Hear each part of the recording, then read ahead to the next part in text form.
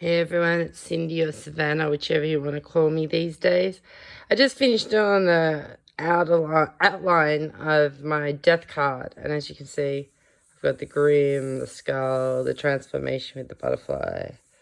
I've even got the moon or the sun, depending on which you want to see it as. But it'll be yellow, so it could be the sun. I suppose if it was moon, it would be more whitish cream.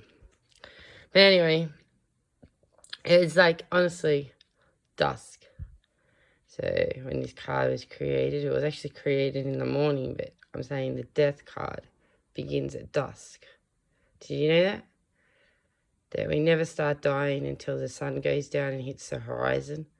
That's why it takes a long process. It's how much we rebel against the death's workers that come and take us to the next realm, the next dimension, so we can get a new form, a new way of being. And if you're not going with death itself, you'll be having a major change right now if you got this card. You'll be transforming. You'll be shedding your skin. I should have drawn a snake as well, but I didn't because I had snakes featuring in a few of my artworks. And people think I'm obsessed with snakes, and I am. There's a reason for that. But anyway, I've always loved snakes. And panthers too. I love black panthers. They're actually my main totem animal with a dolphin for the watermen. Because we've got 4 main totem animals, each representing fire, air, earth, water. But then there's also crystal, mineral, sky, stars. So we've got actually totem animals that, all do that. Phoenix and the Pegasus is another one of mine. Unicorn. I have a lot of mystical creatures in my life. Especially dragons. I actually started writing a book about dragons, but we won't get into that. We're talking about death and transformation. At the moment, I'm going through a death phase. My old life, my old ways are changing. I'm going back and I'm re-establishing myself. I got pictures up. Oh, sorry. Don't worry, that's just Goliath. He's an inspiration to me. I have pictures up there of me and my children, and that dog there was that litter. That was the same time I was pregnant. And that was another death experience because I ended up doing the pregnancy alone. Because both times I was pregnant, my ex-partner who died recently, he died about, not last year, but the year before maybe. Anyway, he was very violent, very controlling. For 8 years I didn't see my family because he didn't allow it. He was very Muslim-like in the beliefs in the sense that I was not meant to wear sexy clothing like I do today. If you caught me in my clothes today, I'd be black and blue for a week. He was a terrorist. He was dogmatic. And when I was with him, I remember I said to my daughter the other day, do you remember when, Tim used to come home? I don't call him dad because she doesn't call him dad. There's a reason why. Tim used to come home. I used to hide the incense, hide the tarot card, hide all the candles. And she goes, oh my God, I do have that as a memory. I said, yeah, because we used to panic fear. As soon as 3:30 came or 3 o'clock came, I had this panic attack and I quickly hid all the incense, hid all the fucking tarot cards because I wasn't allowed to play with that sort of stuff. Not from my parents or my ex-boyfriend. He was only a boyfriend or de facto for a little while.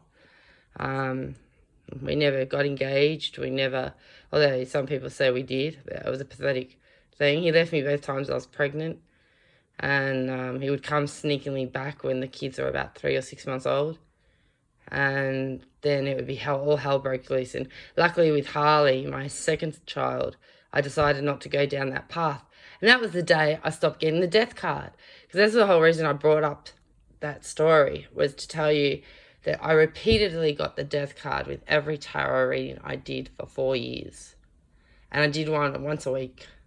To the point where I got so scared of death, I kept asking Tim, am I dying? Because I kept getting the death card. But it was just telling me to leave him. He was detrimental to my growth. And ever since then, I haven't had a boyfriend or a serious relationship because of him.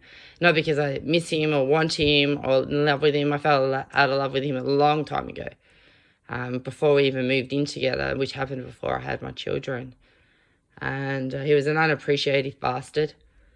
And he still haunts me today as a ghost now, or an entity that has passed on. And I wish he'd move on because he just brings a whole lot of yuckiness to my already yucky life. But I was just getting the death card, and the death card is so important to your growth. So don't be scared of it when you get it. But anyway, I think I'm going to cut this short right now. I've got more to say on the death card. I could talk about death till it's like blue in the face. Like, I used to dance at Viper Room and Warehouse and Fantasia and all these other nightclubs in Melbourne back in the heydays of my youth, like when I was young, before my son was born. I used to be a paid dancer, and not a stripper, just one of those go-go girls that rev up the crowd. And it was like such a different sort of life. I don't even know where I was going with that. I suppose I think, yeah, I know I do. I've been looking around at old photos, and I was saying to you, I'm going through another death cycle now, or another transformation where I'm getting inside myself, owning up to what I've done wrong, which I've always done. I've always said, yeah, my bad. Sorry, but there was a reason I did it.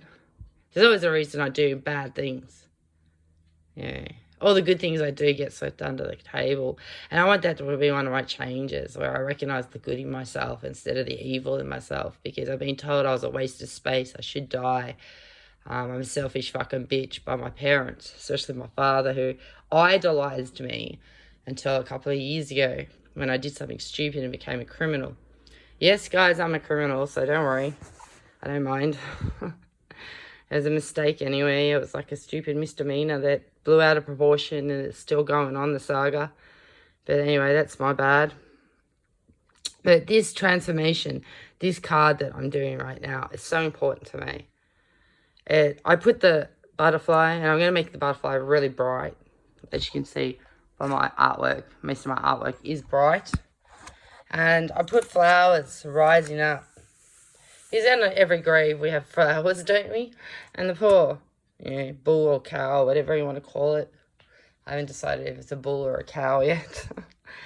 It is dead, and it's been picked upon by vultures, and it's like, death is still there, pulling up its spirit, and it's almost like the cow has become the butterfly itself. The spirit is rising. And on here, beside the tears, there's a blessing symbol. That's a blessing symbol in witchcraft or witchism. And I don't know, it's just, I feel this is like got a powerful pull for me at the moment. I'm always going to regret finishing it. And I'm quite happy with it. So let me know what you think about my death card, guys. Anyway, be blessed. See you later. And next time you see this card, it'll have colour in it. And then it'll have the little swirly bits that I do. And you can look in those swirly bits too. You'll see things in there as well if you're brave enough to open your mind up and stretch your magic eye and see how far you can delve. Most of the time when I look in them and I see pictures and that, I'll see if I can see one up here. If you just stare at the black bit, you eventually see like faces and all sorts of things. I saw an ear there, which is right about there, with a face in it. Yeah, I can't go any closer. Oh, yes, I can. I can if the fucking camera lets me. You're gonna let me go any closer? There's an ear and a face in it. Anyway, you gotta be in the right mindset. So, I hope you all have a great day. It's the 31st of December, and it's currently probably 11 or 12 in the afternoon, or 11 in the morning, or 12 in the afternoon. I don't really know, because I woke up about 10:30 and an hour went past really quickly, and I don't know how. And I'm just saying, if you have to have a death in your life, like whether it be a physical leaving of your body or a physical leaving of someone from their body, just think of it as them turning into a butterfly. And I wouldn't be surprised if you see a butterfly 3 days after someone's died that really means something to you. And that would be them flying by. And I'm on my journey now, going through processing. I'm seeing what I can do better next time I come around. Or I might be a guide. Or if you dream about them, it's them coming to you with a message or a haunting or an unresolved mystery that they needed to resolve. So help them. Ask how you can help them. I've been very remiss. My grandmother's been coming to me for the last 3 years, but she's gone evil on me. So I just didn't know what to do, so I just ignored her. which is probably not the right thing to do. I've also got a meadow exercise where you can go through a gate. You close the gate and you walk through a meadow filled with wildflowers down a labyrinth path. And in the middle of the labyrinth path, there is a bench. Sit on the bench and wait. You'll feel a presence. It will touch you on the shoulder. It will say, I'm here. May I sit with you?